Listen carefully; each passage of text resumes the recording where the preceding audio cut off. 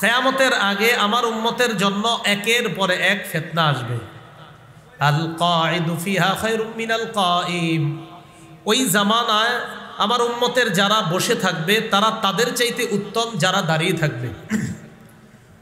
আল কাঈমু খায়রুম ফিহা মিনাল মাশি। ওই জামানায় আমার উম্মতের যারা দাঁড়িয়ে থাকবে তারা তাদের চাইতে উত্তম যারা হাঁটবে, যারা হাঁটবে।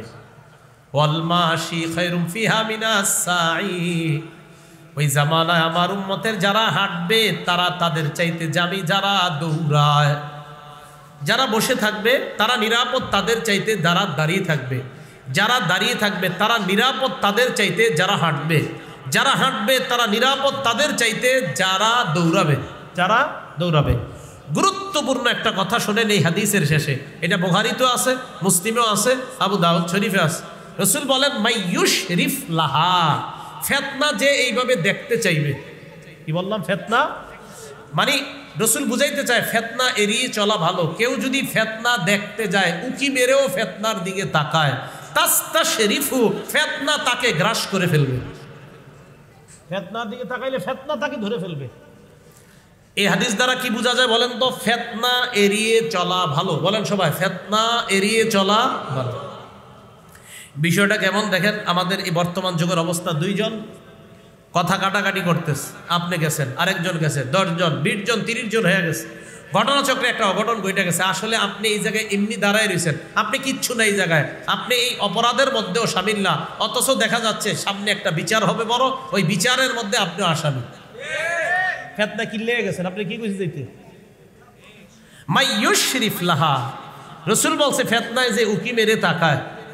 আর বুখারীর বর্ণনা আসছে মাইয়াস্তাশরিফহু, ফিতনায় যে তাকাবে, তাস্তাশরিফহু, ফিতনা তাকে গ্রাস করবে, ফিতনা তাকে ধরে ফেলবে। মাইয়াশরিফহা। আর বুখারীর বর্ণনা আসে মাইয়াস্তাশরিফহা তাস্তাশরিফহু, ফিতনার দিকে যে উকি মেরে তাকাবে, ফিতনা তাকে ধরবে। কথা কি বুঝে আসছে? এই জন্য মনে রাখবেন, গুনাহের জিনিস দেখতেও যায়েন না। বলেন কি বললাম? গুনাহের জিনিস। হুজুর এই জায়গায় মেলা হয়, দেখি একটু কেমন হয়। আপনারা জানেন যে ওই জায়গায় প্রচুর গুনাহ হয়, চারোদিকে গুনাহ, আপনি কি দরকার সেখানে দেখতে যাওয়ার? তো ফিতনার দিকে যে উকি মারবে, রাসূল বলেন ফিতনা তাকে ধরে ফেলবে। এজন্য আপনারা ইসলাম বহির্ভূত নাম দিয়েও কিছু মাহফিল হয় আমাদের দেশে, যেখানে ইসলামের কোনো কাজ হয় না কিন্তু নাম মাহফিল। তখন আপনারা কি করেন? যে হুজুর একটু দেখতে গেলাম। কেন আপনি দেখতে গেলেন? আপনি তো দেখতে যাওয়া মানে সেখানে একটা দলের মধ্যে শামিল হয়ে যাওয়া। আপনি কেন ইসলাম সমর্থন করেন এমন জায়গায় যাবেন? তো রাসূলুল্লাহ সাল্লাল্লাহু আলাইহি সাল্লাম বলেন কিয়ামতের আগে আমার উম্মতের কাছে ফিতনা একের পর এক আসবে। ওই জামানায় যে বসে থাকবে সে তার চেয়ে নিরাপদ যে দাঁড়িয়ে থাকবে, যে দাঁড়িয়ে থাকবে সে তার চেয়ে নিরাপদ যে হাঁটবে, যে হাঁটবে সে তার চেয়ে নিরাপদ যে দৌড়াবে। রাসূল বলেন ফিতনায় যদি কেউ উকিও মারে, ফিতনা তাকে গ্রাস করে ফেলবে। তাই ফিতনা থেকে বেঁচে থাকা আমার উম্মতের কর্তব্য। আল্লাহ আমাদেরকে ফিতনা থেকে বেঁচে থাকার তৌফিক দান করেন। হাদিস বুঝে থাকলে বলেন রাসূল কি বললেন? ভূমিকম্প, ফিতনা, গজব কি একটা আসবে না অনেকগুলো আসবে? এবার আসেন, আজকে কয় তারিখ? 14ই, সবাই বলেন 14ই ফেব্রুয়ারি।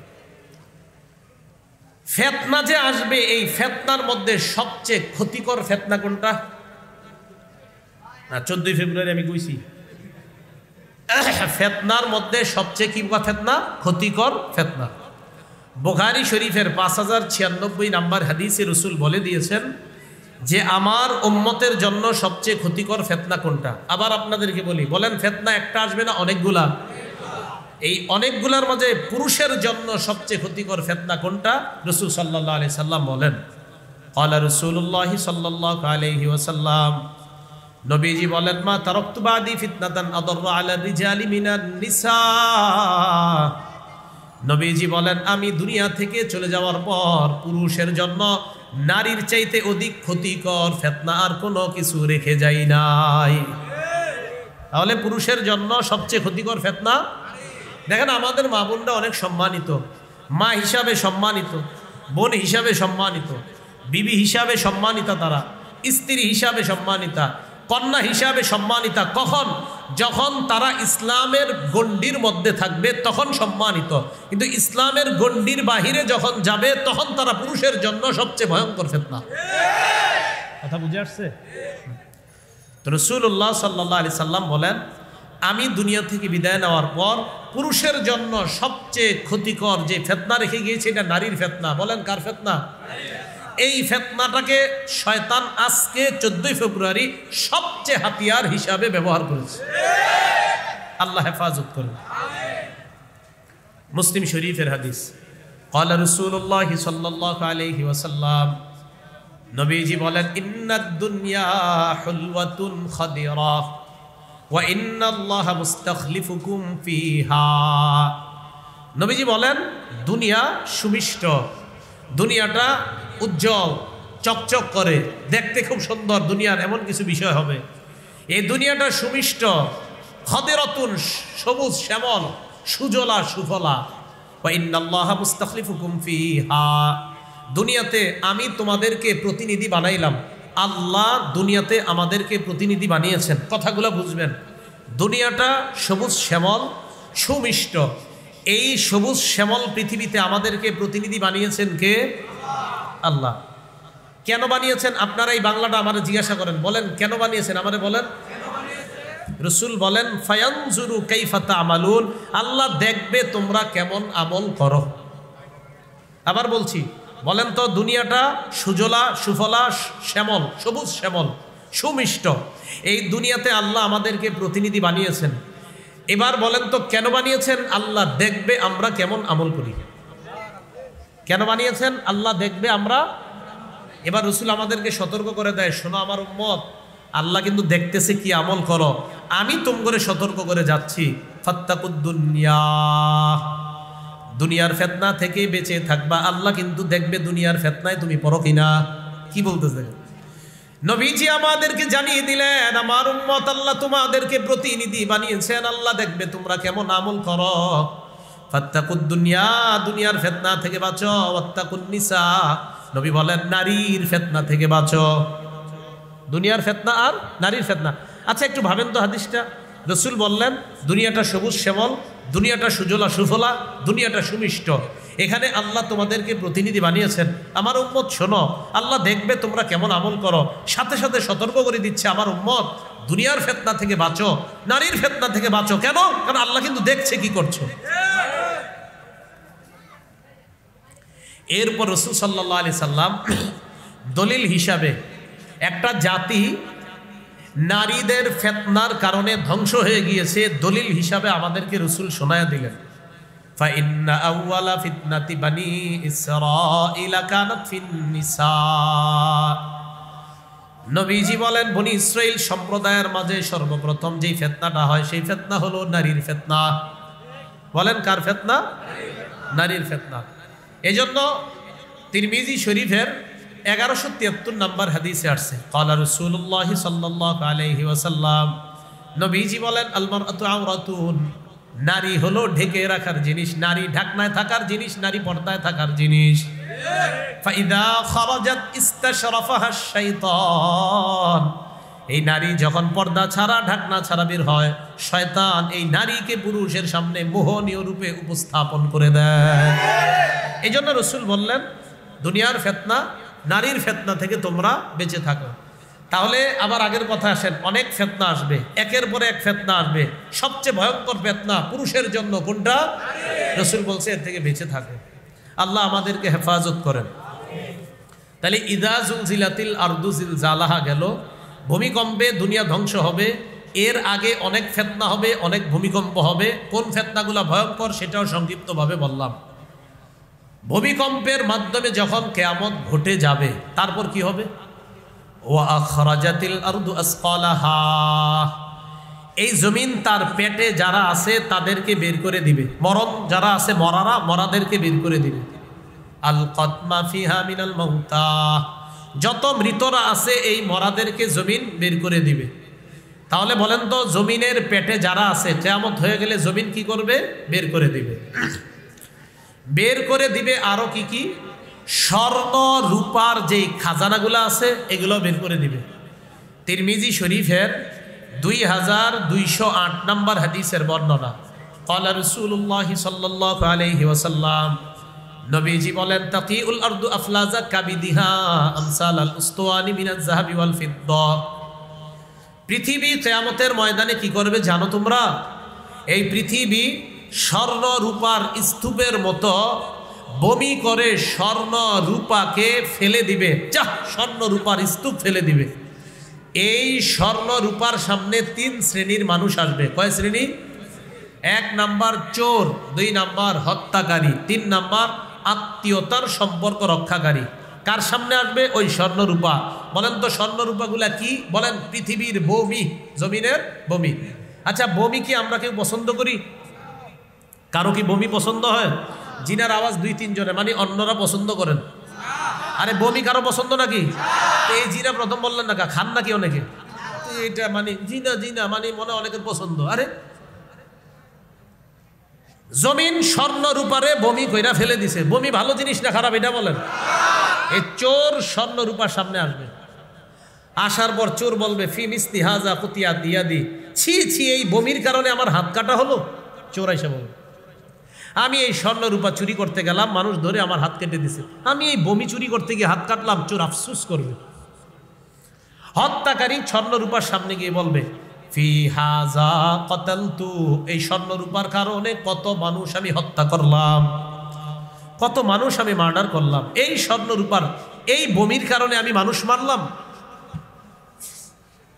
ওয়ায়াজিউল কাতিউ ফায়াকুল, রক্তের সম্পর্ক ছিন্নকারী আসবে, আসার পর বলবে ফি হাদা কতাতু রহিমি, এই স্বর্ণরূপার কারণে আমি আমার রক্তের সম্পর্ক ছিন্ন করলাম। আমার বোনটা যেন আমার স্বর্ণরূপার দিকে না তাকায়, তাই বোনটার ফোন ধরি নাই, বোনটারে বেশি বাসায় আসতে দেয় নাই, কখন না জানি আবার স্বর্ণরূপার দিকে নজর দিয়ে দেয় কিনা। ওই রক্তের সম্পর্ক ছিন্নকারী স্বর্ণরূপার সামনে দাঁড়ায় বলবে এই বমির কারণে আমি আমার রক্তের সম্পর্ক ছিন্ন করলাম। কম্পনের সূরা, কম্পন সৃষ্টি হওয়ার সূরা। এই সূরার মধ্যে আল্লাহ পৃথিবীর প্রকম্পন নিয়ে আলোচনা করবেন, ভূমিকম্প নিয়ে আল্লাহ আলোচনা করবেন। এই সূরার 4টি অংশে আলোচনা করব। প্রথমত এই সূরাটা আল্লাহ কেন নাজিল করলেন, দ্বিতীয়ত এই সূরাটাকে সূরাতুন জামিআ বলা হয়, তৃতীয়ত এই সূরা পাঠ করার ফজিলত, 4 নাম্বার এই সূরার সংক্ষিপ্ত তাফসীর। প্রথম কথা, এই সূরাটা আল্লাহ কেন নাজিল করলেন? তাফসীরের পরিভাষা এটাকে বলা হয় শানে নুজুল, অর্থাৎ এই সূরা নাজিল হওয়ার প্রেক্ষাপট, কারণ কি কারণে আল্লাহ এই সূরাটা নাজিল করলেন। এই সূরা নাজিল করার কারণ হলো এই, কাফেররা বিভিন্ন সময়ে রাসূলুল্লাহ সাল্লাল্লাহু আলাইহি ওয়াসাল্লামকে এবং মুসলমানদেরকে একটা প্রশ্ন করত, কিয়ামত কবে হবে? এই বিষয়টা যদি সত্যি হয়ে থাকে এখনো হয় না কেন? নবীজিকেও বলতো, মুসলমানদেরকেও কাফেররা এগুলো বলতো। রাসূলুল্লাহ সাল্লাল্লাহু আলাইহি সাল্লাম বিভিন্ন হাদিসে কিয়ামত হবে এটা বলতেন, কবে হবে এটা বলতেন না। কিয়ামতের আলামত, কিয়ামত হবে এই জাতীয় আয়াত শোনাইতেন, হাদিস শোনাইতেন, কিন্তু কবে হবে এটা রসুল বলতেন না, কারণ রসুল জানতেন না। রাসূলুল্লাহ সাল্লাল্লাহু আলাইহি সাল্লাম বলেন খামসুন লা ইয়ালামুহুন্না ইল্লাল্লাহ, 5টি জিনিস আল্লাহ ছাড়া কেউ জানে না। 1 নাম্বার ইন্নাল্লাহা ইনদাহু ইলমুস সাআহ, কিয়ামত কখন হবে কিয়ামতের বিষয়টা আল্লাহ ছাড়া কেউ জানে না। 2 নাম্বার ওয়াইনাজ্জিলুল গাইস, বৃষ্টি কখন কি পরিমাণ হবে এটা আল্লাহ জানে। 3 নাম্বার ওয়ায়ালামু মা ফিল আরহাম, আল্লাহ পাক রব্বুল আলামিন জানেন মায়ের পেটের সন্তানটা ছেলে হবে না মেয়ে হবে। 4 নাম্বার ওমা তাদরি নাফসুম মাজা তাকসিবু গাদা, আগামীকাল আমি আপনি কি উপার্জন করব এটা আল্লাহ জানেন। ওমা তাদরি নাফসুম বিআইয়ি আরদিন তামুত, আমি আপনি কোথায় কোন জমিনে কখন মারা যাব এটা আল্লাহ জানেন, এটা কেউ জানে না। রাসূলুল্লাহ সাল্লাল্লাহু আলাইহি সাল্লাম তিরমিজি শরীফের এক হাদিসে বলেন, 2306 নম্বর হাদিস, এই হাদিসে রাসূলুল্লাহ সাল্লাল্লাহু আলাইহি সাল্লাম বলেন বাদিরু বিল আমালি সাবআ 60টা জিনিস তোমাদের জীবনে আসার আগে তোমরা আমলের প্রতি উৎসাহিত হও, তোমরা আমলের প্রতিযোগিতা করো। 60টা বিষয় তোমাদের জীবনে আসার আগে তোমরা আমলের প্রতিযোগিতা করো। 1 নাম্বার, এমন একটা জিনিস তোমাদের জীবনে আসবে, এটার নাম দারিদ্রতা। দারিদ্রতা মানে ফকির হয়ে যাওয়া, নিঃস্ব হয়ে যাওয়া, অর্থ কমে যাওয়া। রাসূলুল্লাহ সাল্লাল্লাহু আলাইহি সাল্লাম বলেন, হাল তানজুরুনা ইল্লা ফাকরান মুনসিয়া। তোমরা কি এমন দারিদ্রতার অপেক্ষা করো যেই দারিদ্রতা আল্লাহকে ভুলিয়ে দেয়? 1 নাম্বার, এমন দারিদ্রতা যেই দারিদ্রতা আল্লাহ ভুলিয়ে দেয়, এমন দারিদ্রতা আসার আগে তোমরা আমলের প্রতি উৎসাহিত হও, আমলের প্রতিযোগিতা করো।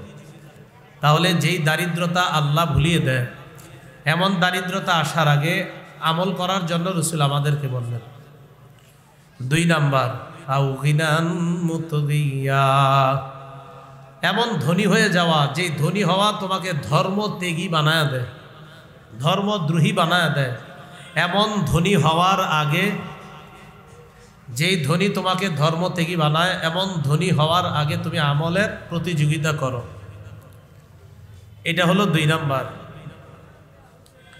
3 নাম্বার, আও মারাদান মুফসিদা, এমন অসুস্থতা যে অসুস্থতা তোমাদের শরীরকে নিস্তেজ করে দেয়। প্যারালাইজড হয়ে গেলে মানুষ তখন আমল বেশি করতে পারে না, আমলের তখন করা তার জন্য কষ্ট হয়। নবীজি বললেন 3 নাম্বার, এমন অসুস্থতা যে অসুস্থতা তোমার দেহকে নিঃশেষ করে দেয়, দেহ শেষ করে দেয়, নিস্তেজ করে দেয়। এমন অসুস্থতা আসার আগে তোমরা আমলের প্রতি ধাবিত হও, আমলের দিকে ধাবিত হও, আমলের প্রতি উৎসাহিত হও, আমলের প্রতিযোগিতা করো।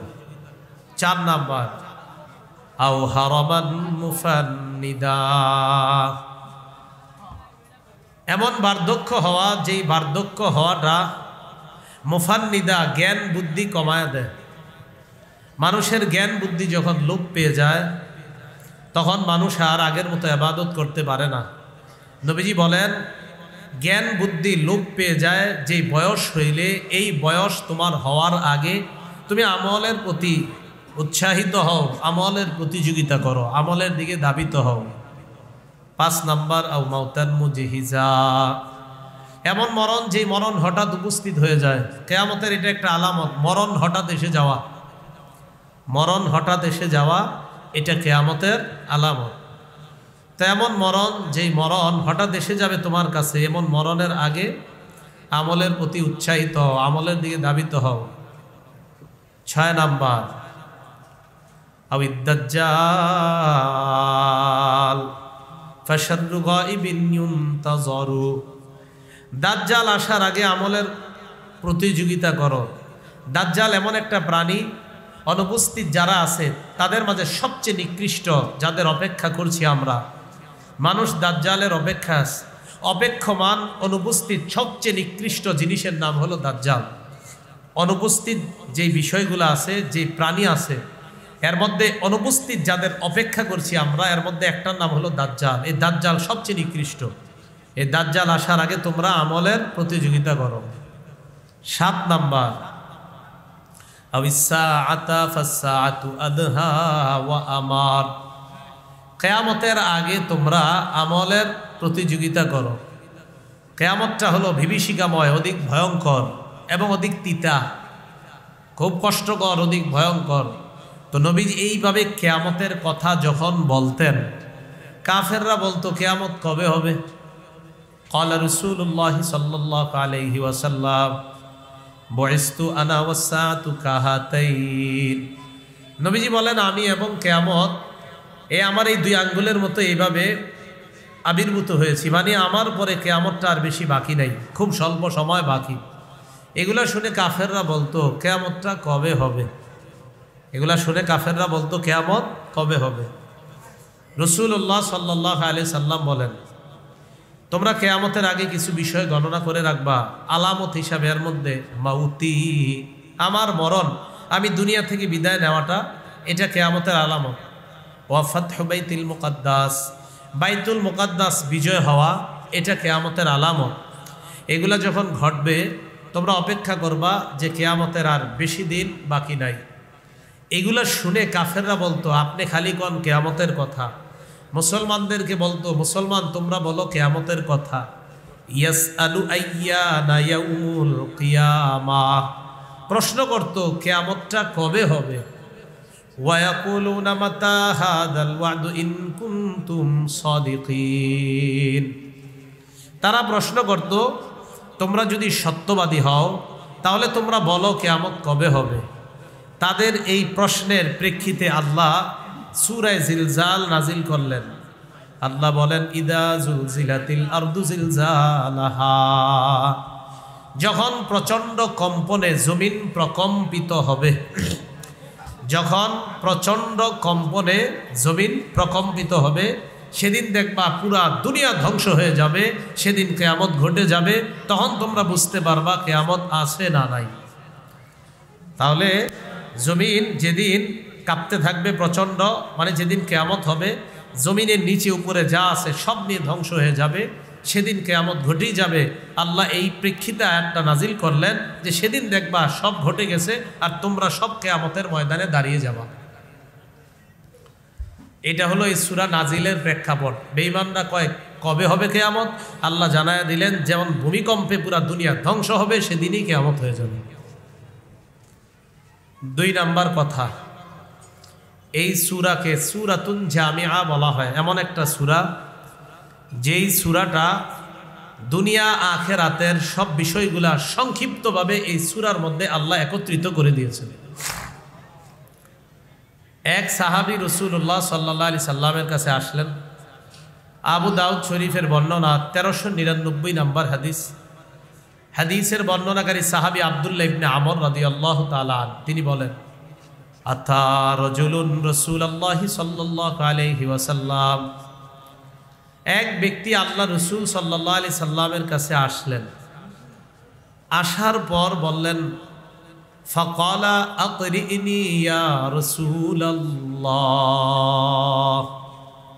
হে আল্লাহ রাসূল আমাকে আপনি কোরআন পড়া শিখিয়ে দেন, আমাকে আপনি কোরআন পড়া শিখিয়ে দেন। ফাকালা লাহু ইকরা সালাসাম মিন জাওয়াতি আলিফ লাম রা, নবীজি তাকে বললেন তুমি আলিফ লাম র বিশিষ্ট কোরআনের 3টা সূরা পড়ো, আমি তোমারে পড়ায়া দিই। কোরআনে অনেক সূরা আছে না আলিফ লাম র দিয়ে শুরু, এমন 3টা সূরা তুমি পড়ো, আমি তোমাকে পড়াই। তো তিনি নবীজিকে বললেন, ইয়া রাসূলুল্লাহ আমার 3টা সমস্যা আছে। কয়টা? 3টা। 1 নাম্বার কাবিরত সিন্নি, আমার বয়স বেড়ে গিয়েছে, আমার বয়স বেড়ে গিয়েছে, বয়স বেড়ে গেছে। 2 নাম্বার ওয়াশতাদ্দা কলবি, আমার হৃদয় কঠোর হয়ে গিয়েছে। 3 নাম্বার ওয়াগুলাতুল লিসানি, আমার জিহ্বা ভারী হয়ে গেছে। আমি আবার বলছি, কয়টা সমস্যা বললেন? 1 নাম্বার আমার বয়স বেড়ে গিয়েছে, 2 নাম্বার আমার হৃদয় কঠোর হয়ে গিয়েছে, 3 নাম্বার ওয়াগুলাতুল লিসানি, আমার জবান ভারী হয়ে গেছে। হুজুর এই কঠিন সূরাগুলা আমি কিভাবে পড়বো, আমার কষ্ট হয়ে যাবে, এটা বুঝাইতে চাইলেন। আমার বয়স বেড়ে গেছে, আমার জিহ্বা ভারী হয়ে গেছে, আমার হৃদয় কঠোর হয়ে গিয়েছে, তো এই জন্য এই সূরাগুলা পড়া আমার জন্য কষ্টসাধ্য হবে। ক্বালা ইকরা সালাসাম মিন জাওয়াতি হামিম, যেই সূরার শুরুতে হামিম আছে এমন 3টা সূরা পড়ো। আসেনি হামিম? তো যখন বললেন হামিম বিশিষ্ট 3টা সূরা পড়ো, ফাকালা মিসলা মাকালাতিহিল উলা, তিনি আবার আগের কথা বললেন, ইয়া রাসূলুল্লাহ আমার বয়স বেড়ে গিয়েছে, আমার হৃদয় কঠোর হয়ে গিয়েছে, আমার জবান ভারী হয়ে গেছে। ফাকালা লাহু ইকরা সালাসাম মিনাল মুসাব্বিহাত, ইউসাব্বিহু লিল্লাহ, সাব্বাহা লিল্লাহ দিয়ে যে কোরআনের সূরাগুলা শুরু আছে এমন 3টা সূরা তুমি পড়ো। প্রথমে বললেন আলিফ লাম র বিশিষ্ট 3টা সূরা পড়ো। উনি বললেন আমার বয়স বেড়ে গেছে, হৃদয় কঠোর, আমার জবান ভারী হয়ে গেছে, আমি পারবো না। নবীজি বললেন তাহলে হা মিম ওয়ালা 3টা সূরা পড়ো। তিনি আবার আগের কথা বললেন। নবীজি বললেন তাহলে সাব্বাহা লিল্লাহ, ইউসাব্বিহু লিল্লাহ দিয়ে যে সূরা শুরু এমন 3টা সূরা পড়ো। ফাকালা মিসলা মাকালাতিহি, তিনি আবার আগের কথা বললেন। তো রাসূল সাল্লাল্লাহু আলাইহি সাল্লামকে এই কথাগুলা বলার পর তিনি বললেন আকিরিনি সূরাতান জামিআ, ইয়া রাসূলুল্লাহ এমন একটা সূরা আমাকে পড়ায় দেন যে সূরাটা সকল কিছুকে একত্রিত করে নেয়, শামিল করে নেয়, যেই সূরাটা সব কিছুকে জমা করে এমন সূরা আমারে শিখান। সূরাটা শর্ট হইতে হইব, সংক্ষেপ হইতে হইব, আবার এটাতে দুনিয়া আখিরাতের সব থাকতে হইব, আবার আমার উচ্চারণ যেন সহজ হয় এমন একটা সূরা শিখান। ফাআকরাহু ইযা যুলজিলাতিল আরদু জিলজালাহা, নবীজি তাকে ইযা যুলজিলাতিল আরদু জিলজালাহা এই সূরাটা শিখায়া দিলেন। এই সূরার শেষের দিকে আছে ফামাই ইয়ামাল মিসকালা যাররাতিন খায়রান ইয়ারা, যে ব্যক্তি অনুপরিমাণ নেক আমল করবে সেটা সে আখিরাতে দেখবে। ওয়া মান ইয়ামাল মিসকালা যাররাতিন শাররান ইয়ারা, যে ব্যক্তি অনুপরিমাণ খারাপ কাজ করবে এটাও সে আখিরাতে দেখবে। আচ্ছা বলেন তো ভালো কাজটা করবে কোথায়? দুনিয়াতে। করবে কোথায়? ফলাফলটা দেখবে কোথায়? খারাপ কাজটা করবে কোথায়? দুনিয়াতে। ফলাফল দেখবে কোথায়? তাহলে দুনিয়া আখিরাত সংক্ষিপ্তভাবে এসে গেছে কিনা, এটাই তো আমাদের জীবনের বাস্তবতা। এই দুনিয়াতে ভালো করব, আখিরাতে ভালো পাবো। এই দুনিয়াতে খারাপ করব, তো আখিরাতে অবস্থা হবে খারাপ। তো এই জন্য রাসূলুল্লাহ সাল্লাল্লাহু আলাইহি সাল্লাম তাকে শিখিয়ে দিলেন। একটু চিন্তা করেন তো, শেষে ছোট্ট 2টা আয়াত, যদিও আয়াত 2টা ছোট, গবেষণা করলে আমার আপনার দুনিয়া আর আখিরাতের জীবনটা সুন্দরভাবে এই 2 আয়াতে আল্লাহ ফুটিয়ে তুলেছেন। তো উনি বললেন হুজুর আমারে এমন একটা সূরা শিখান যেই সূরাটা জামিআ, সব কিছুকে শামিল করে নেয়। এবার বুঝে আসছে এটা কিভাবে দুনিয়া আখিরাত এখানে আসে না। ভালো কাজ করব দুনিয়াতে, পাবো আখিরাতে, খারাপ কাজ করব দুনিয়াতে, পাবো আখিরাতে। তো এটাই তো আমাদের দুনিয়ার জীবন। দুনিয়াতে যতদিন আসি ভালো করব, যতদিন আসি হয়তো খারাপ করব, ভালো খারাপ যেটাই করব আখিরাতে দেখব, এমন একটা সূরা রাসূল তাকে শিখিয়ে দিলেন। এই জন্য এই সূরাটাকে বলে সূরাতুন জামিআ। একটু বলেন না সবাই, সূরাতুন জামিআ। 3 নাম্বার, এই সূরা পাঠ করার ফজিলত তিরমিজি শরীফের 2895 নাম্বার হাদিসের বর্ণনা। এই হাদিসের বর্ণনাকারী সাহাবী আনাস ইবনু মালিক রাদিয়াল্লাহু তাআলা আনহু, তিনি বলেন আন আনাস ইবনে মালিক রাদিয়াল্লাহু তাআলা আনহু قال أن رسول الله صلى الله عليه وسلم قال لرجل من أصحابه هل تزوجت؟ রাসূলুল্লাহ সাল্লাল্লাহু আলাইহি ওয়াসাল্লাম সাহাবাদের মধ্য থেকে তার এক সাহাবীকে বললেন তুমি কি বিয়ে করেছো? তুমি কি বিয়ে করেছো? فقال لا والله يا رسول الله ولا عندي ما أتزوج به। তিনি জবাব দিলেন আল্লাহর কসম আমি বিয়ে করি নাই, আর বিয়ে করার মতো সামর্থ্য আমার নেই। রাসূলুল্লাহ সাল্লাল্লাহু আলাইহি সাল্লাম তার এক সাহাবীকে জিজ্ঞাসা করলেন তুমি কি বিয়ে করেছো? তিনি 2টি জবাব দিলেন, 1 আমি বিয়ে করি নাই, 2 বিয়ে করার মতো সামর্থ্য নাই। فقال له رسول الله صلى الله عليه وسلم أليس معك قل هو الله أحد؟ নবীজি তাকে বললেন তোমার কাছে কি কুল হু আল্লাহু আহাদ এই সূরাটা নাই? তোমার সাথে কি কুল হু আল্লাহু আহাদ এই সূরাটা নাই? ক্বালা বালা ইয়া রাসূলুল্লাহ, তিনি জবাব দিলেন এই সূরাটা আমার কাছে আছে। নবীজি বললেন সুলুসুল কোরআন কোরআন, তাহলে তো কোরআনের 3 ভাগের 1 ভাগ তোমার কাছে আছে। কোরআনের 3 ভাগের, এর মানে কোন উম্মত যদি সূরা ইখলাস কুল হুয়াল্লাহু আহাদ এই সূরাটা একবার পড়ে, তার আমলনামায় আল্লাহ কোরআনের 1/3 অর্থাৎ কোরআনের 3 ভাগের 1 ভাগ তেলাওয়াত করার সওয়াব আল্লাহ তাকে দিয়ে দেন। রাসূল বলেন তোমার কাছে কি এটা নাই? কয় আছে তো। এরপর নবী বললেন আলাইসা মাকা কুল ইয়া আইয়ুহাল কাফিরুন, তোমার কাছে কি কুল ইয়া আইয়ুহাল কাফিরুন এই সূরাটা নাই? কুল ইয়া আইয়ুহাল কাফিরুন এই সূরাটা কি তুমি পারো না? ক্বালা বালা ইয়া রাসূলুল্লাহ, তিনি জবাব দিলেন এটাও আমি পারি।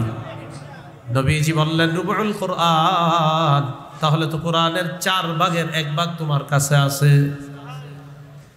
এর মানে কুল ইয়া আইয়ুহাল কাফিরুন এই সূরাটা কেউ একবার পড়লে তার আমলনামে আল্লাহ কোরআন 4 ভাগের 1 ভাগ তেলাওয়াত করার সওয়াব দিয়ে দেন। 7.5 পারা, কয় পারা? 7.5 পারা কতটুকু হয়? 4 ভাগের 1 না, 7.5 দুগুণে কত? 15। 3 7.5, 3 7.5, 4 7.5, সেই তো। তাহলে 4 ভাগের 1 ভাগ 7.5 না। তো কুল ইয়া আইয়ুহাল কাফিরুন যদি কেউ একবার পড়ে তার আমল নামায় আল্লাহ কোরআনের 4 ভাগের 1 ভাগ তেলাওয়াত করার সওয়াব দিয়ে দেয়। এরপর রাসূল বললেন আলাইসা মাকা ইযা জাআ নাসরুল্লাহি ওয়াল ফাত, তোমার কাছে কি ইযা জাআ নাসরুল্লাহি ওয়াল ফাত এই সূরাটা নাই? তুমি কি ইযা জাআ নাসরুল্লাহি ওয়াল ফাত এই সূরাটা তুমি পারো না?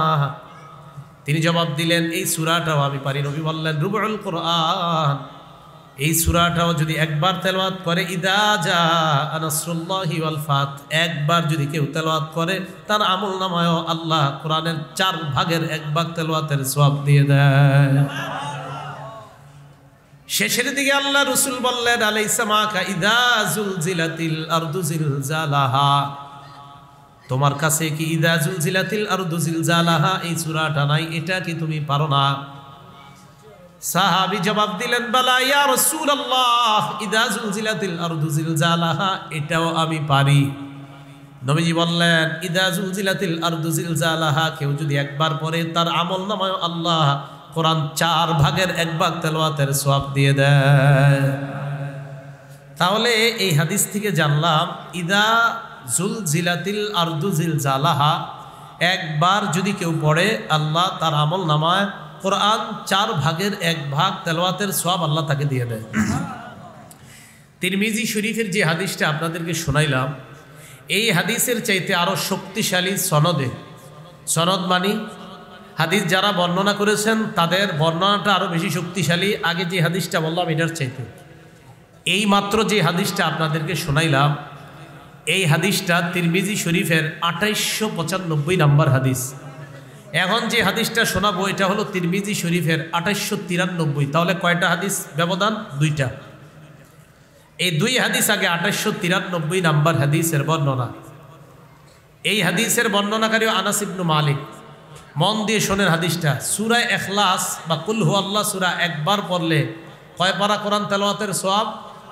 2 বার পড়লে, 3 বার পড়লে, অর্থাৎ কোরআন সূরা ইখলাস একবার পড়লে কোরআন 3 ভাগের 1 ভাগ তেলাওয়াতের সওয়াব, 2 বার পড়লে 3 ভাগের 2 ভাগ তেলাওয়াতের সওয়াব, 3 বার পড়লে পুরা কোরআন 3 ভাগ অর্থাৎ পুরা কোরআনের সওয়াব পাওয়া যায়। এখন হাদিসটা শুনেন। তিরমিজি শরীফের 2893 নম্বর হাদিস। ক্বালা রাসূলুল্লাহি সাল্লাল্লাহু আলাইহি ওয়াসাল্লাম, নবীজি বলেন মান ক্বারা ইযা যুলজিলাতিল আরদু জিলজালাহা উদিলাত লাহু বিনিসফিল কোরআন। কোন ব্যক্তি যদি একবার ইযা যুলজিলাতিল আরদু জিলজালাহা পড়ে আল্লাহ তার আমলনামায় অর্ধেক কোরআন 15 পারা তেলাওয়াতের সওয়াব দিয়ে দেন। ইখলাস একবার পড়লে কয় পারা? 10 পারা, 10। আর ইযা যুলজিলাতিল আরদু একবার পড়লে 15। কথা বুঝছেন নি? তাহলে ইখলাস 3 বার পড়লে পূর্ণ কোরআনের সওয়াব, আর ইযা যুলজিলাতিল আরদু জিলজালাহা 2 বার পড়লে পূর্ণ কোরআনের সওয়াব পাওয়া যায়। এ হলো এই সূরা তেলাওয়াতের ফজিলত। 4 নাম্বার এই সূরার সংক্ষিপ্ত তাফসীর। 1 নাম্বার আয়াতে আল্লাহ বলেন ইদা জুলজিলাতিল আরদু জিলজালাহা, যখন প্রচন্ড কম্পনে জমিন প্রকম্পিত হবে। খুব ভালো করে শোনেন এই জায়গাটা। জমিন প্রকম্পিত হবে, জমিন কাঁপতে থাকবে, ভূমিকম্প হবে। এই আসল ভূমিকম্পে যে কিয়ামত হয়ে যাবে, এই ভূমিকম্পের আগে যেই ভূমিকম্প হয় এগুলা কিয়ামতের আলামত। বলেন তো, একটা ভূমিকম্প হবে যেটা পুরা দুনিয়া ধ্বংস হবে, এটা হলো কিয়ামত। বলেন এটা কি? এই কিয়ামতের আগে আরো ভূমিকম্প হবে, ওইগুলা কিয়ামতের আলামত। কিয়ামতের আলামতে যেই ভূমিকম্পগুলা হয়, কেন হয়? আমাদের গুনাহের কারণে। আবার বলছি, বলেন তো সবাই, যেই ভূমিকম্পে পুরা দুনিয়া শেষ হয়ে যাবে, এটা কি? কিয়ামত। এটার আগে যতগুলা ভূমিকম্প হবে এগুলা কিয়ামতের। বলেন তো, কিয়ামতের আলামত হিসাবে যেই ভূমিকম্পগুলা হবে এগুলা কাদের কারণে? আমাদের গুনাহের কারণে। সহিহ বুখারীর বর্ণনা 1036 নম্বর হাদিস। ক্বালা রাসূলুল্লাহ সাল্লাল্লাহু আলাইহি ওয়াসাল্লাম, নবীজি বলেন লা তাকুমুস সাআ হাত্তা ইউকবাযাল ইলম, কিয়ামত হবে না যতক্ষণ ইলম উঠিয়ে নেওয়া না হয়, যতক্ষণ ইলম উঠিয়ে নেওয়া না হয়। কিয়ামতের আগে ইলম উঠিয়ে নেওয়া হবে। বলেন তো সবাই, কিয়ামতের আগে ইলম উঠিয়ে নেওয়া হবে। এখন মনোযোগ দিয়ে বুঝেন, ইলম উঠিয়ে নিবে কিভাবে আল্লাহ? আমাদের পাশে, আমাদের সামনে আপনারা সবাই দেখছেন লালবাগ মাদ্রাসার মুহতামিম সাহেব বসা, আমাদের সবার শ্রদ্ধেয় মুরব্বী। তো উনি সম্মানিত শ্রদ্ধেয় একজন আলেম, শুধু লালবাগবাসীর জন্য অনেক আগে থেকে আর বর্তমানে মুফতি ফজলুল হক আমিনী সাহেব রহমতুল্লাহ আলাইহির পরে লালবাগ মাদ্রাসার বর্তমান মুহতামিমের দায়িত্ব হযরত পালন করছেন। এখন ওনার সিনা থেকে আল্লাহ পাক রব্বুল আলামিন এলেমটা এইভাবে টেনে নিয়ে যাবে, এমনটা হবে না। কি কথা বুঝছেন? এলেমটা আল্লাহ টেনে এভাবে নিয়ে যাবেন এমনটা না। কিভাবে আল্লাহ এলেমটা নেবেন? এটা সহিহ বুখারীর 100 নম্বর হাদিসে আছে। ক্বালা রাসূলুল্লাহ সাল্লাল্লাহু আলাইহি, নবীজি বলেন ইন্নাল্লাহা লা ইয়াকবিজুল ইলমা ইনতিজাআন ইয়ানতাজিউহু মিনাল ইবাদ। আল্লাহ পাক রব্বুল আলামিন বান্দার সিনা থেকে একবারে ইলম উঠিয়ে নেবেন এমনটা হবে না। সিনা থেকে ইলম আল্লাহ ছু মেরে এইভাবে নিয়ে যাবে এমনটা হবে না। ওয়ালাকিন ইয়াকবিজুল ইলমা বিকবজিল উলামা, আলেমদেরকে উঠিয়ে নেওয়ার মাধ্যমে ইলম আল্লাহ উঠিয়ে নেবেন। আলেমদেরকে উঠিয়ে নেওয়ার মাধ্যমে ইলম আল্লাহ উঠিয়ে নেবেন। তাহলে শেখুল হাদিস রহমতুল্লাহি আলাইহি, মুফতি আমিনী রহমতুল্লাহি আলাইহি, হাফিজি হুজুর রহমতুল্লাহি আলাইহি, মুহাদ্দিস সাহেব রহমতুল্লাহি আলাইহি, সদর সাহেব ফরিদপুরি রহমতুল্লাহি আলাইহি, তারা চলে যাওয়া, আল্লাহ তাদেরকে দুনিয়া থেকে উঠিয়ে নেওয়া। আল্লামা আহমদ শফি রহমতুল্লাহি আলাইহি, তাদেরকে আল্লাহ দুনিয়া থেকে উঠিয়ে নিয়ে এলেমকে আল্লাহ উঠিয়ে নেয়। এলেম আল্লাহ তাদের থেকে টেনে নিয়ে গেছে এমন না, তাদের মৃত্যুর মাধ্যমে কোরআন সুন্নাহ বিশাল বড় একটা সমুদ্র আল্লাহ উঠিয়ে নিয়েছে। কথা বুঝে আসছে?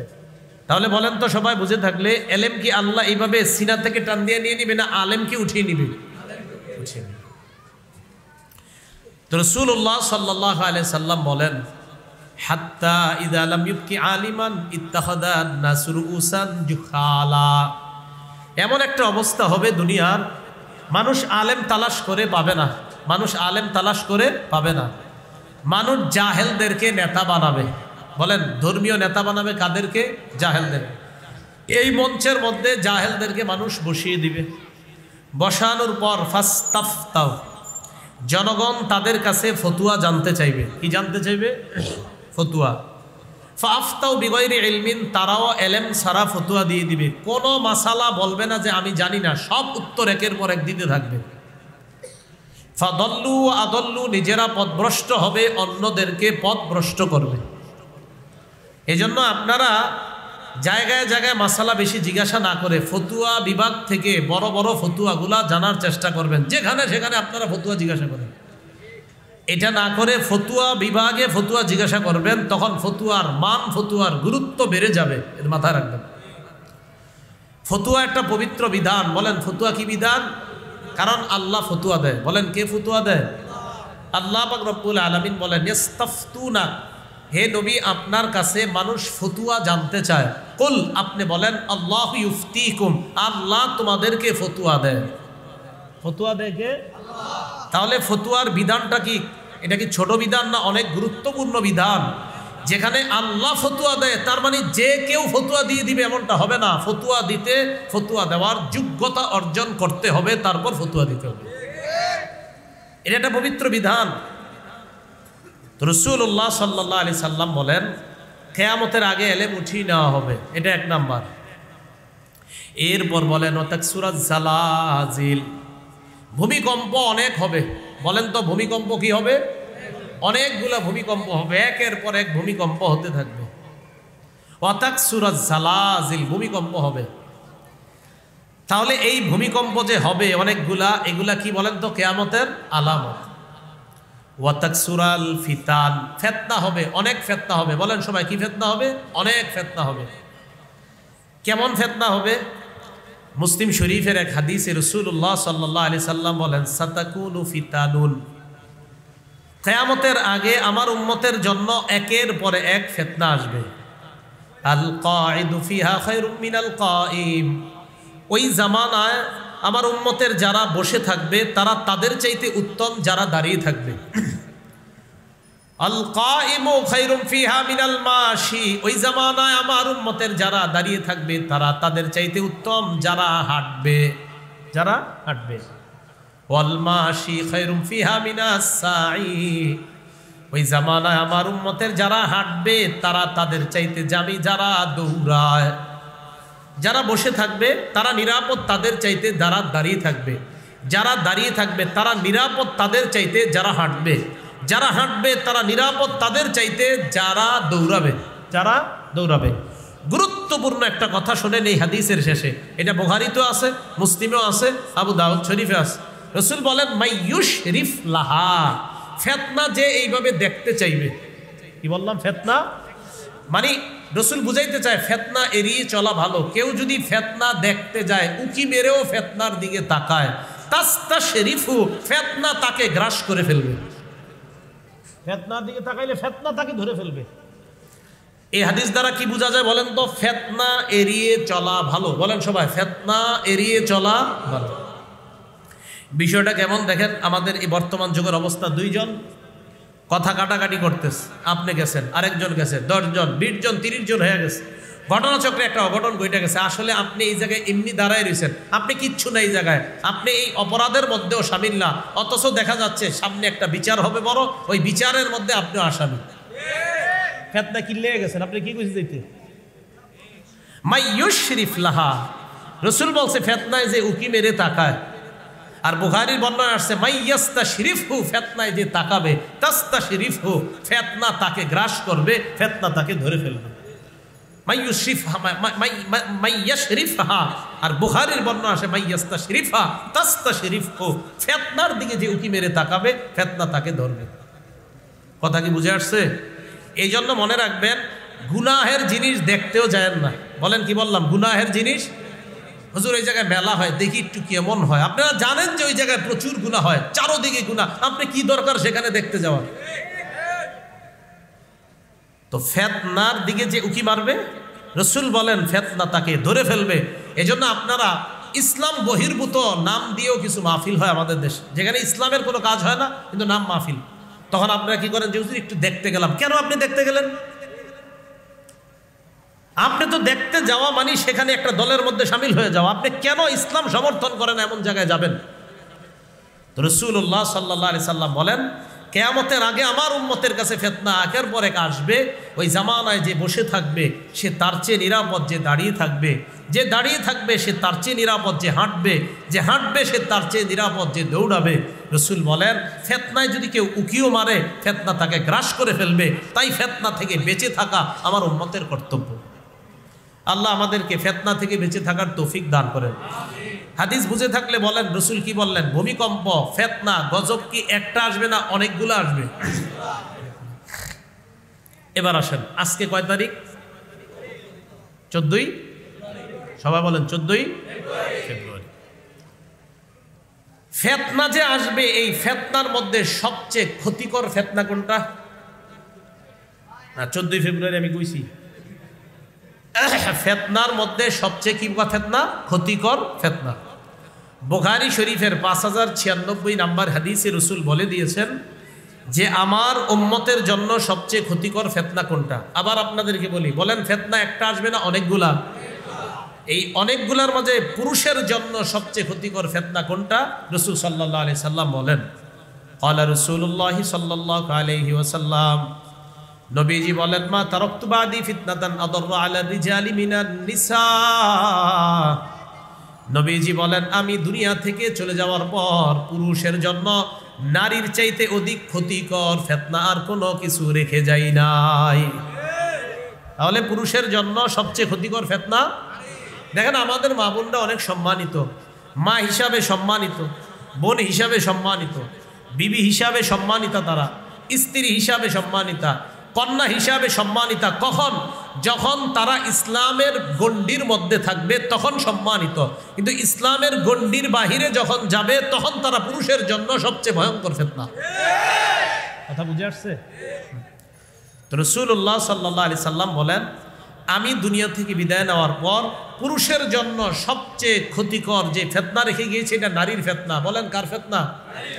এই ফিতনাটাকে শয়তান আজকে 14ই ফেব্রুয়ারি সবচেয়ে হাতিয়ার হিসাবে ব্যবহার করেছে। আল্লাহ হেফাজত করুন।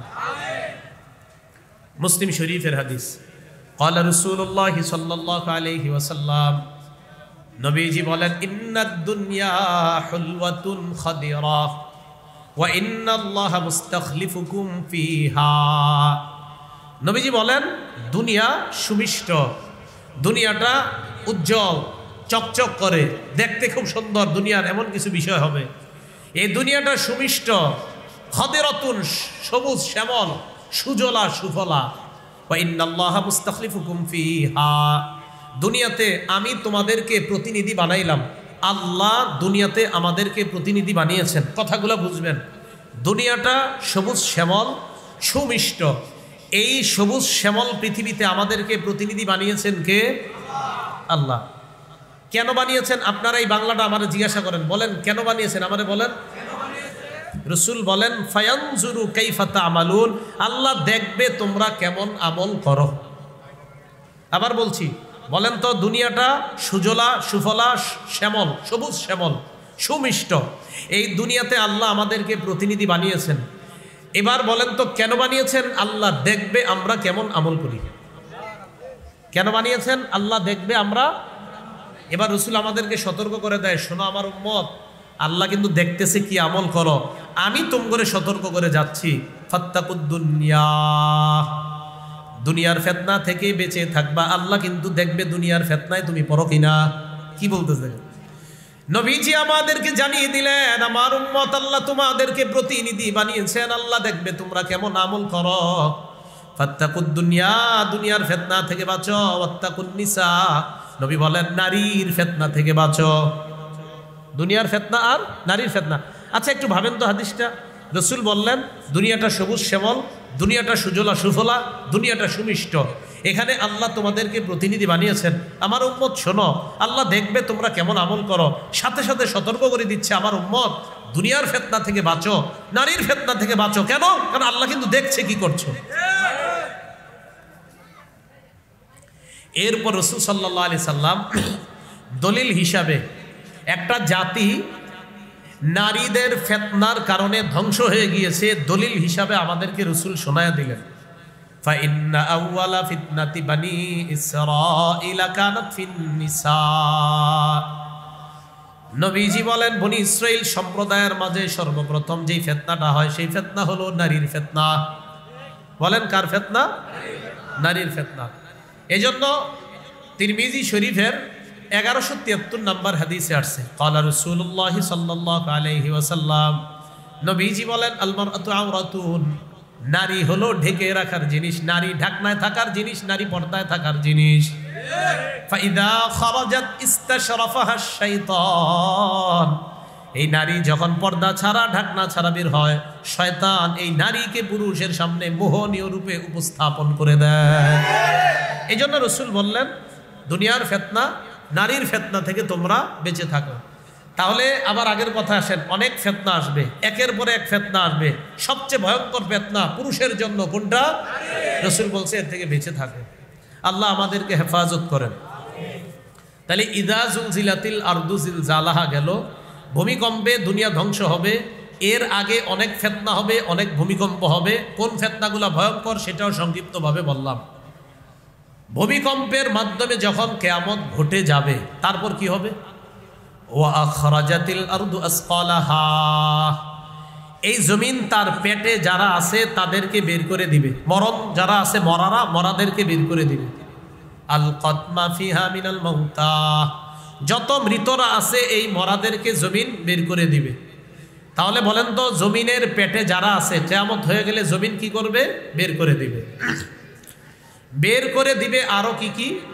স্বর্ণ রূপার যেই খাজানাগুলো আছে এগুলো বের করে দিবে। তিরমিজি শরীফের 2208 নম্বর হাদিসের বর্ণনা।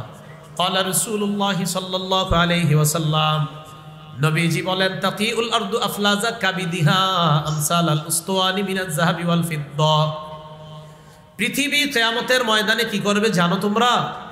এই পৃথিবী স্বর্ণ রূপার স্তূপের মতো বমি করে স্বর্ণ রূপাকে ফেলে দিবে। যা, স্বর্ণ রূপার স্তূপ ফেলে দিবে। এই স্বর্ণ রূপার সামনে 3 শ্রেণীর মানুষ আসবে। কয় শ্রেণী?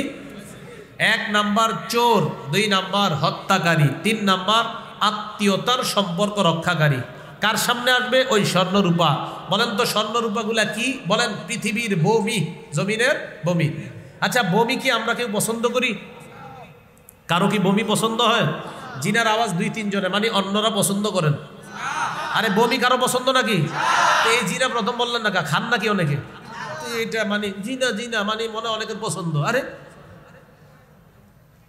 জমিন স্বর্ণ রূপারে বমি কইরা ফেলে দিছে। বমি ভালো জিনিস না খারাপ এটা বলেন? এই চোর স্বর্ণ রূপার সামনে আসবে। আসার পর চোর বলবে, ফি মিসলি হাজা কুতিয়া দিয়াদি, ছি ছি, এই বমির কারণে আমার হাত কাটা হলো। চোর আইসা বলবে, আমি এই স্বর্ণ রূপা চুরি করতে গেলাম, মানুষ ধরে আমার হাত কেটে দিছে, আমি এই বমি চুরি করতে গিয়ে হাত কাটলাম। চোর আফসোস করবে। হত্যাকারী স্বর্ণ রূপার সামনে গিয়ে বলবে, ফি হাজা কতালতু, এই স্বর্ণ রূপার কারণে কত মানুষ আমি হত্যা করলাম, কত মানুষ আমি মার্ডার করলাম। এই স্বর্ণ রূপার এই বমির কারণে আমি মানুষ মারলাম। ওয়ায়াজিউল কাতিউ ফায়াকুল, রক্তের সম্পর্ক ছিন্নকারী আসবে। আসার পর বলবে, ফি হাদা কতাতু রহিমি, এই স্বর্ণরূপার কারণে আমি আমার রক্তের সম্পর্ক ছিন্ন করলাম। আমার বোনটা যেন আমার স্বর্ণরূপার দিকে না তাকায়, তাই বোনটার ফোন ধরি নাই, বোনটারে বেশি বাসায় আসতে দেয় নাই, কখন না জানি আবার স্বর্ণরূপার দিকে নজর দিয়ে দেয় কিনা। ওই রক্তের সম্পর্ক ছিন্নকারী স্বর্ণরূপার সামনে দাঁড়ায় বলবে, এই বমির কারণে আমি আমার রক্তের সম্পর্ক ছিন্ন করলাম। রসুল বলেন, ফায়া দাউনাহু সুম্মায়া দাউনাহু, এই চোর স্বর্ণ রূপাটা ধরে দেখবে না, হত্যাকারীও স্বর্ণ রূপা ধরে দেখবে না, রক্তের সম্পর্ক ছিন্নকারীও স্বর্ণ রূপা ধরে দেখবে না। অথচ দুনিয়াতে স্বর্ণ রূপা কেউ কি ছাড়তে চায় কখনো? নবী বলে, ফালা ইয়াখুযুনা মিনহু শাইআ, একটুও ধরে দেখবে না, কারণ এটা জমিনের বমি। তো আল্লাহ বলেন, কিয়ামত যখন হবে জমিন মানুষগুলাকেও ফেলে দিবে, পেটে যা আছে সবগুলারে বমি করে জমিন ফেলে দিবে। যাক, কিয়ামতের ময়দানে দাঁড়াও। এই অবস্থা দেখার পর মানুষ বলবে, ওয়াকালাল ইনসানু মা লাহা, মানুষ বলবে জমিনের হইল কি? ইয়াউমাইদিন তুহাদ্দিসু আখবারাহা, আল্লাহ বলেন সেদিন জমিন তার সমস্ত বৃত্তান্ত, মানুষের সব বৃত্তান্ত আল্লাহর কাছে বলে দিবে। তিরমিজির 2429 নম্বর হাদিস, আল্লাহ রাসূল বলেন, ইয়াউমাইদিন তুহাদ্দিসু আখবারাহা। নবী এই আয়াতটা তেলাওয়াত করলেন। এই আয়াতের অর্থ হলো, সেদিন জমিন তার সমস্ত বৃত্তান্ত বর্ণনা করে দিবে। এটা হলো আয়াতের অর্থ।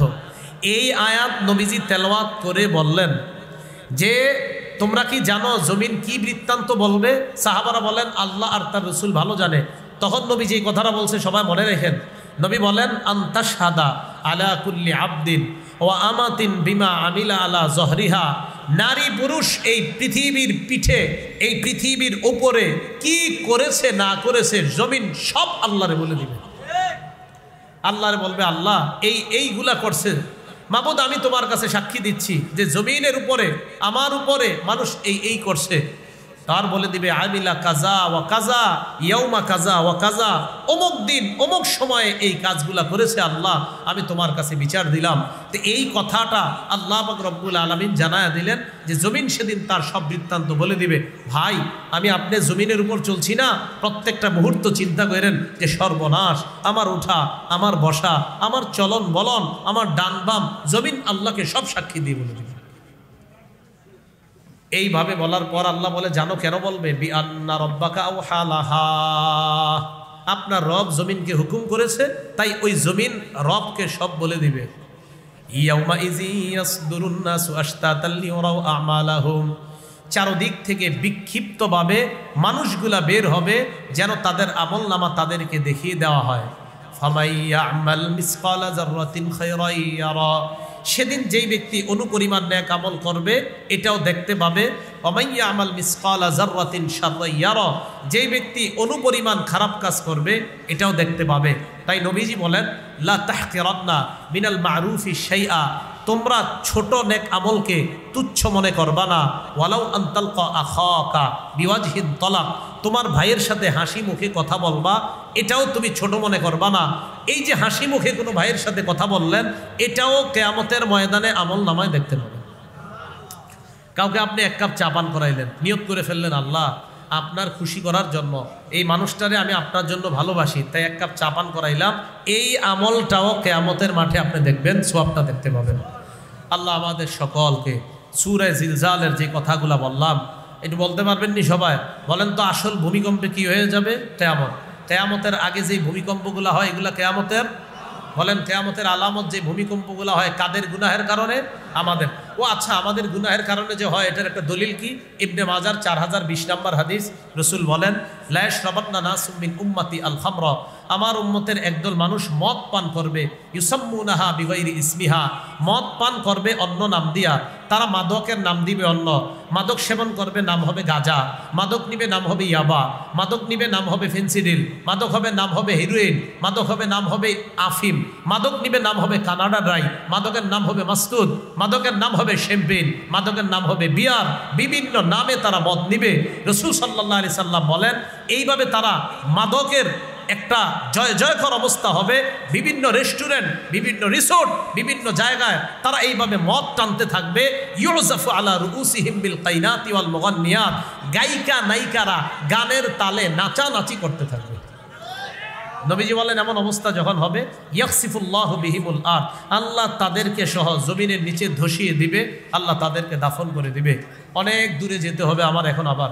আল্লাহ আমাদের সকলকে যা শুনলাম বললাম এর উপরে যেন আমরা আমল করতে পারি, আল্লাহ তৌফিক দান করেন, আমিন। আখির শোনেন কে উঠবেন না, আপনারা উঠে যাচ্ছেন কেন? এই অভ্যাসটা এত খারাপ লাগে। আপনারা তো আমার তাফসির প্রতি সপ্তাহে শোনেন, আজকে আরেকজনের আলোচনা একটু শোনেন। প্রত্যেক যদি না শোনেন আজকে তা আগামী মঙ্গলবার থেকে তাফসির বন্ধ, শুনতে হবে, বসতে হবে। প্রতি মঙ্গলবার আলোচনা হয়, তো এই জন্য মেহেরবানি করে কেউ উঠবেন না। তাফসির কি হবে সামনে সপ্তাহে? সবাই বলেন, তাহলে উঠেন না, কেউ উঠেন না। আল্লাহ ওই মনে আসেনি শয়তানের ইয়া চলতেছে আমাদের তাফসির, মনে আসেনি শয়তানের মিশন মনে নাই?